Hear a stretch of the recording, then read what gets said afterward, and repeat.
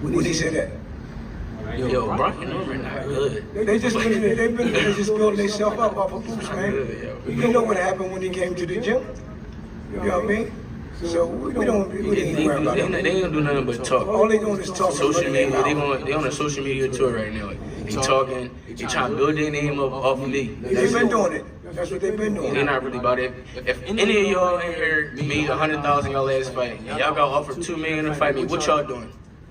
What y'all doing? I'll take the. I'll fight you now. Yeah, that's closed in the story right there. Closed case. Yeah. That shows what he really about for real.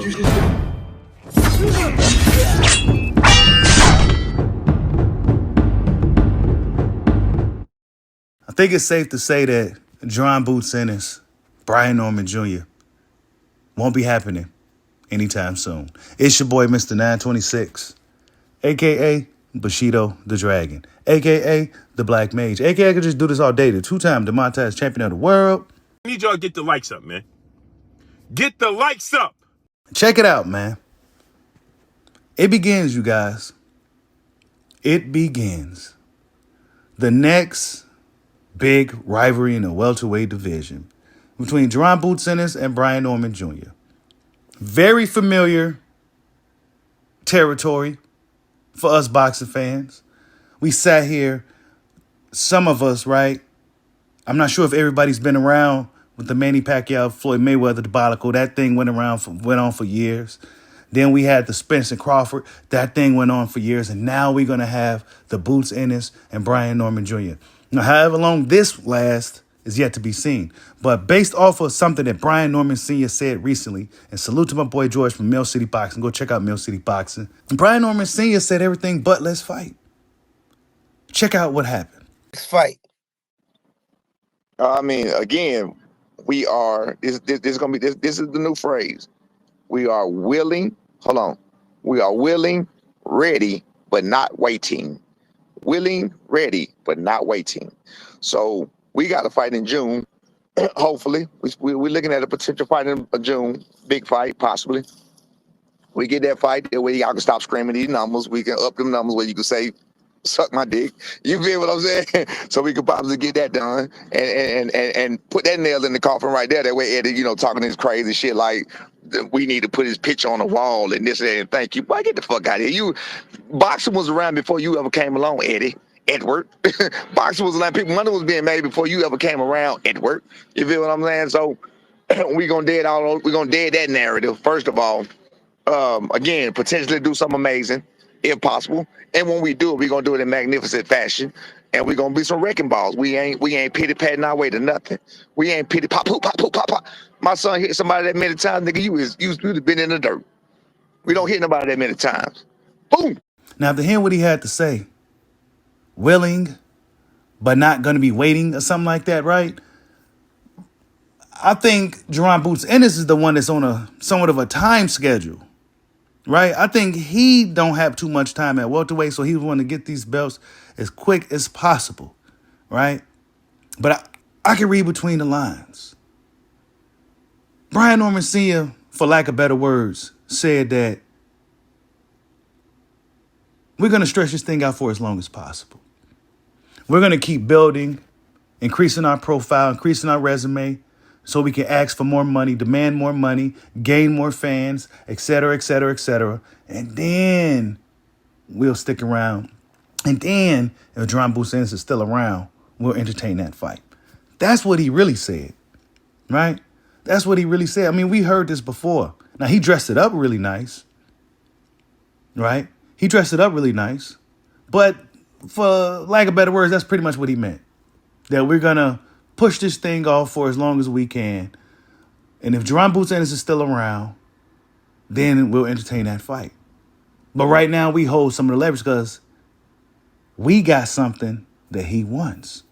We wrecking balls, man. We wrecking balls. We're going to continue to wreck shit. We're going to continue to prove what we're doing.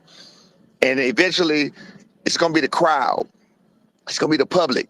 Not just these, like I said, these Northeastern people that's, that stay stuck up this man nuts. You feel what I'm saying? It's not going to be them. We're not worried about the ones in the chat. I'm not worried about the ones on social media. The world is a lot bigger than this. I'm not worried about these people.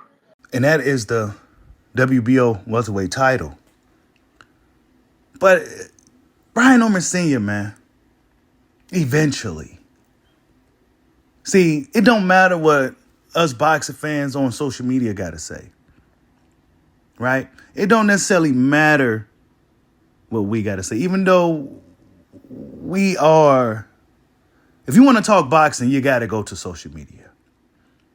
If you want to have some boxing conversations, some discussions, some topics, some breakdowns, et cetera, interviews, you name it, you got to come to social media for this.